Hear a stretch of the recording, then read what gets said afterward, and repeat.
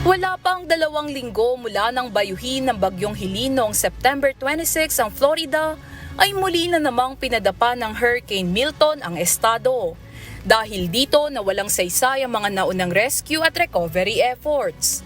Matapos ang matinding hangin, malakas na ulan at daluyong na pumatay ng 200 tao sa tinahak ng bagyong Helene mula sa timog hanggang hilaga ng estado, 17 naman ang nasawi sa Hurricane Milton. Kahit sanay na ang mga Floridians sa masungit na panahon, nahaharap sila ngayon sa kakulangan ng mga bilihin at gasolina.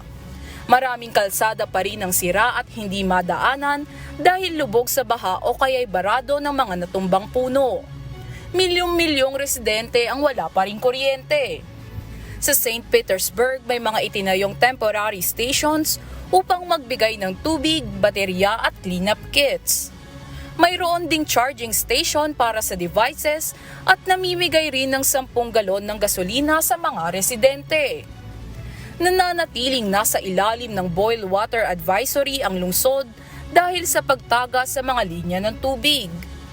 Samantala, bukas na muli ang Tampa International Airport at ilang theme parks sa Orlando.